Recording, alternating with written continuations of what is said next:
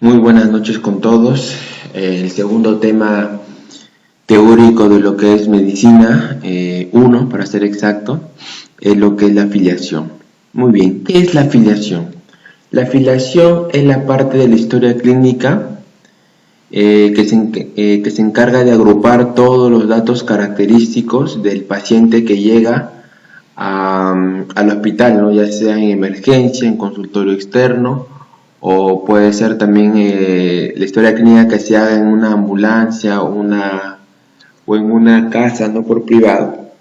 Entonces, los datos de lo que vendría a ser la afiliación, el contenido mínimo que debe tener la afiliación son los siguientes: el nombre del establecimiento, el código del establecimiento en caso corresponda, no en caso se haya caso presente, categoría del establecimiento, número de historia clínica, nombre y apellido del paciente, lugar de nacimiento, fecha de nacimiento y edad. Quisiera recalcar estos dos puntos: fecha de nacimiento y edad.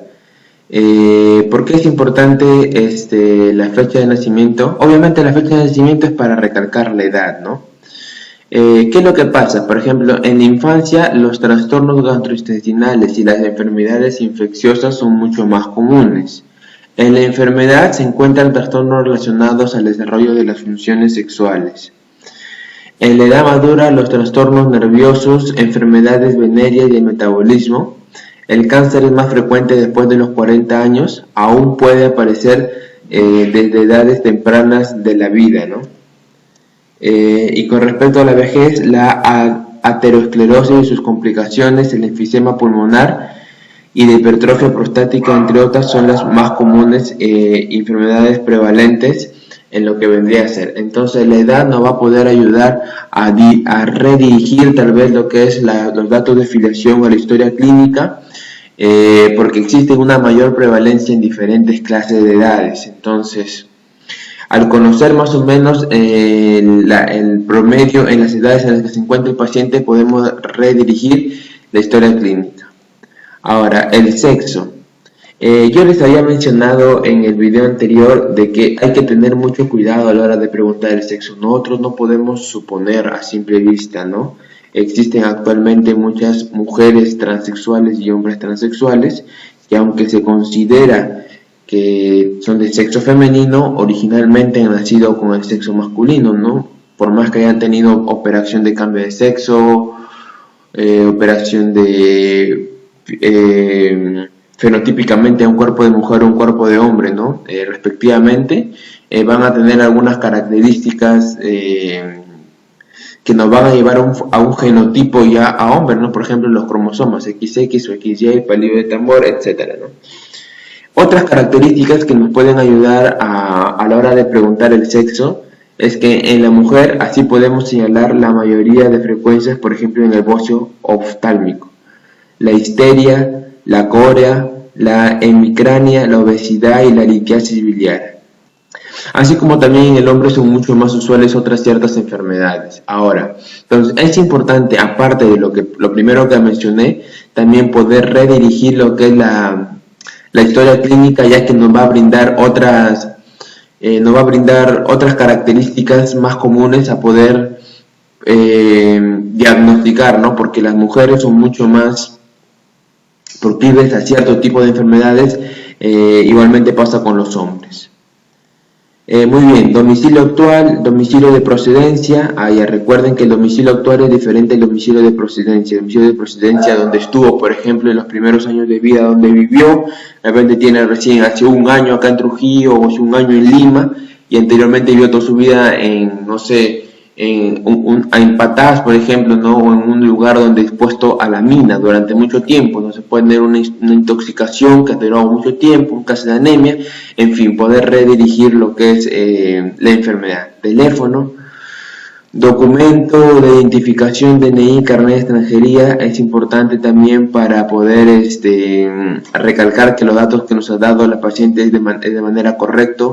Número de seguro social también es importante, nos da muchos datos, tal vez antecedentes, historias clínicas pasadas en otras clínicas, otros pasados, CISO-SOAT.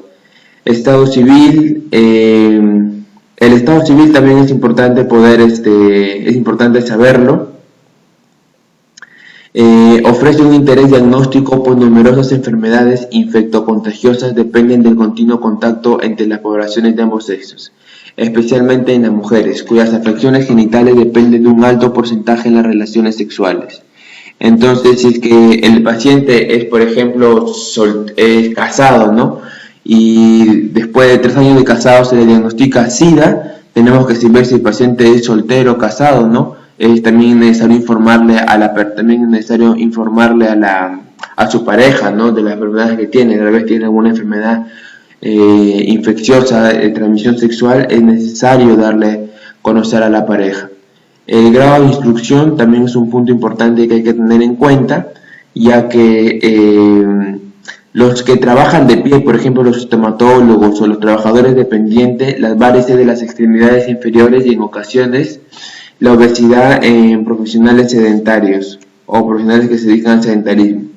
Las personas sometidas a grandes tensiones emocionales, entre ellos los médicos, debe citarse la frecuencia con la que sufren infarto del miocardio, ¿no? Acá también hay un dato que quisiera recalcar, lo que me dijo mi doctor en la rotación que tuve, es que, por ejemplo, uno de los mayores problemas que presentan los taxistas son lumbalgia, ¿no? Dolores en la región lumbar de la espalda. Por ejemplo, pasan mucho tiempo sentados, si es posible todo el día, durante toda la semana, durante todo el mes, durante todo el año, pueden pasar de lumbalgia. Entonces,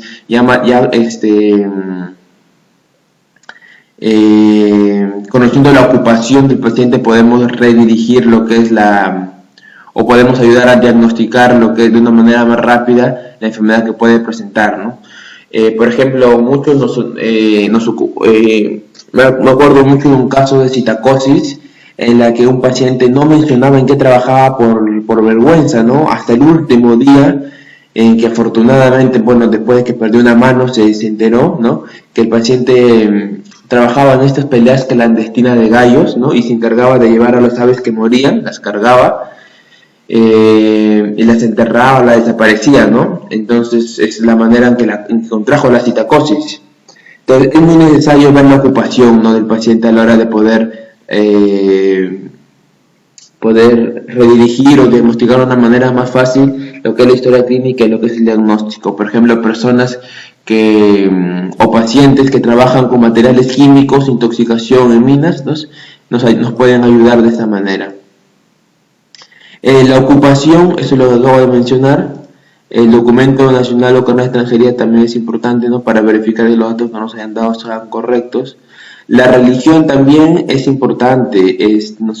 Acaba de pasar de que hay una religión en que no pueden recibir sangre ni donar sangre, ¿no?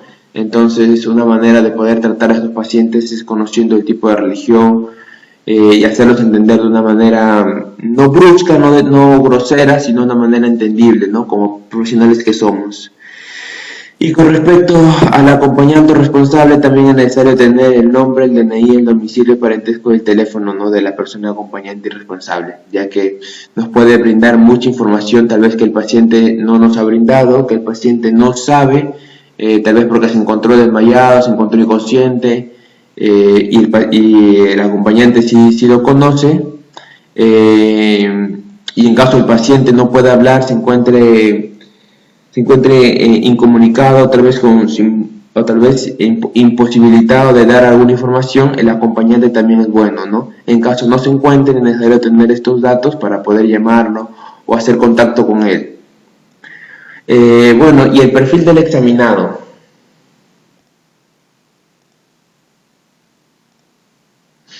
Muy bien, ahora con respecto al perfil del examinado, es muy importante determinar o de poder definir el perfil del examinado. Por ejemplo, cuando nosotros hacemos una entrevista directa al paciente al que se le está examinando, vemos, por ejemplo, que se encuentra con una antipatía hacia el médico, de no querer ayudar, no querer brindar la información necesaria. Existen formas de poder abordar esta clase de pacientes, ¿no? El lenguaje, gesticulaciones o la entonación con la que el médico pueda obtener información va a depender mucho del perfil que presente el examinado. Si es que es una persona con trastornos mentales, va a depender mucho. Entonces nosotros tenemos que ver muy bien el perfil de la persona que estamos analizando, que estamos examinando, para poder obtener los datos de filiación o los datos de una historia clínica correspondiente a estas clases de pacientes. Entonces, no solamente basta con hablarle al paciente de una manera como si fuera una computadora, ¿no? Nombre, apellido, edad, sexo, no, sino que entablar una conversación como si fuéramos amigos, no contar chistes, sin salirse de protocolo, ¿no? Tal vez una broma para romper el hielo es bueno, es lo que me decían mis maestros. Por ejemplo, ¿no? Yo recuerdo muy bien que mi primera historia clínica que hice, lo hice después del partido que jugó Perú, ¿no? Y en el que anotó goles. Y justamente al otro día me llega una paciente que presentaba dolor de garganta, ¿no? Entonces yo le digo, muy buenos días, ¿cómo se llama y qué la trae por acá, ¿no? Me dice, me llamo tal y tengo un dolor de garganta. Yo le digo, no será por gritar mucho los goles de Perú. Entonces, más o menos una forma de romper el hielo y de entrar en confianza con el paciente. Entonces es muy importante también examinar el perfil del examinado. Eso sería todo por filiación y perfil del examinado. Ya nos vemos próximamente con enfermedad actual y motivo de consulta, ¿no? Sería todo por ahora, chicos. Muchas gracias. Hasta luego.